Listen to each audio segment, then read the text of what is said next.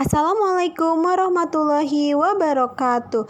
Menyelesaikan materi USP kita tentang demokrasi terpimpin.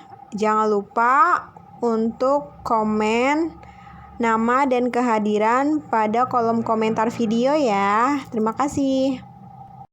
Langsung pada pembahasan soal ya, disimak dengan baik video ini. Semoga dapat bermanfaat. Latihan soal nomor 1, perkembangan ekonomi pada masa demokrasi terpimpin.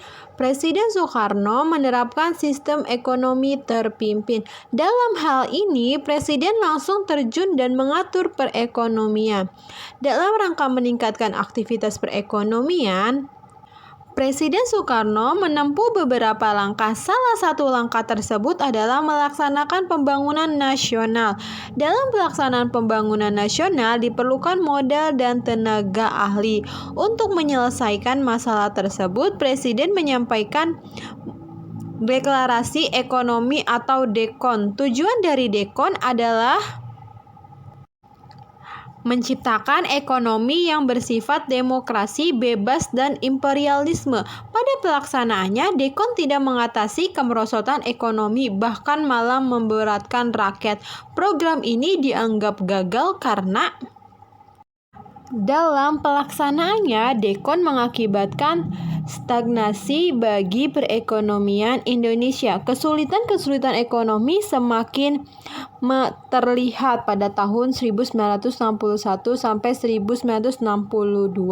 Harga barang-barang pada umumnya mengalami kenaikan. Struktur ekonomi Indonesia menjurus kepada sistem estetisme, artinya segala-gala diatur atau dikuasai oleh pemerintah. Kegiatan ekonomi banyak diatur oleh peraturan-peraturan pemerintah, sedangkan prinsip dasar ekonomi banyak diabaikan, dan defisit anggaran yang semakin meningkat dari tahun ke tahun, serta kegagalan dalam berbagai tindakan moneter itu semakin diperparah akibat tidak adanya kemauan politik yang kuat dari pemerintah untuk menghemat pengeluarannya. Lanjut ke latihan soal nomor 2, kalian bisa lihat di modulnya. Tujuan dilakukan devaluasi pada masa demokrasi terpimpin ditujukan untuk mengurangi jumlah uang yang beredar di masyarakat serta membendung inflasi yang tinggi dan meningkatkan nilai rupiah sehingga rakyat kecil tidak dirugikan. Untuk soal nomor 3 disimak ya di modul kalian.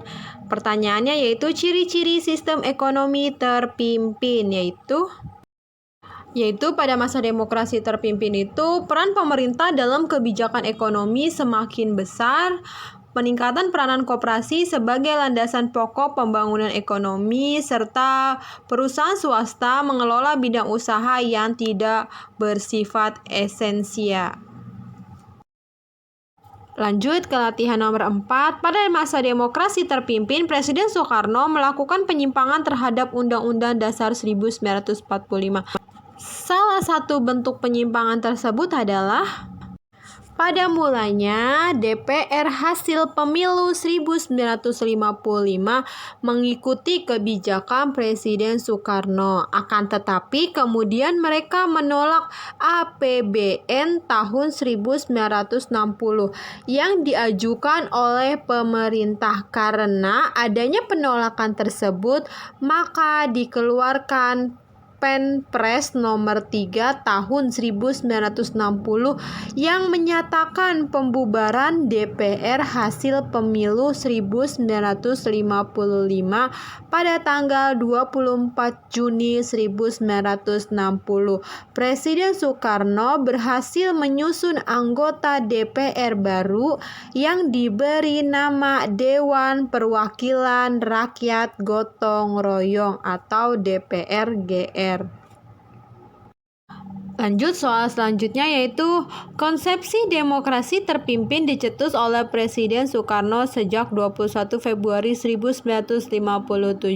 Langkah pertama yang ditempuh Soekarno dalam mewujudkan konsepsi tersebut adalah Untuk pembahasannya, jadi Presiden Soekarno mengajukan gagasan yang dikenal sebagai konsepsi presiden. Isi pokok dari konsepsi tersebut adalah salah satunya sistem demokrasi liberal parlementer perlu diganti dengan demokrasi terpimpin. Yang kedua, perlu dibentuk kabinet gotong royong yang merupakan kabinet kaki empat, ya ini PNI, Masyumi, NU, dan PKI. Serta yang ketiga, perlu dibentuk Dewan Nasional yang anggotanya terdiri dari golongan fungsional dalam masyarakat. Soal yang selanjutnya, masa demokrasi terpimpin merupakan masa yang penuh dengan kontroversi. Presiden Soekarno menganggap perjalanan revolusi Indonesia belumlah selesai. Hal ini tercermin dalam salah satu pidatonya yang dijadikan manifesto politik Republik Indonesia, yaitu untuk pembahasannya, jadi pada tanggal 17 Agustus 1959, Presiden Soekarno menyampaikan pidato berjudul Penemuan Kembali Revolusi Kita. Pidato tersebut merupakan penjelasan dan pertanggungjawaban atas Dekrit 5 Juli 1959 serta garis kebijakan Presiden Soekarno pada umumnya dalam mencanangkan sistem demokrasi terpimpin. Soal selanjutnya yaitu pada masa demokrasi terpimpin banyak upaya yang dilakukan untuk mengembalikan Irian Barat menjadi wilayah Republik Indonesia. Latar belakang upaya pembebasan Irian Barat adalah untuk pembahasannya, jadi Belanda masih menolak melepas Irian Barat karena alasannya wilayah Irian Barat merupakan daerah yang kaya akan sumber daya alam khususnya di bidang pertambangan.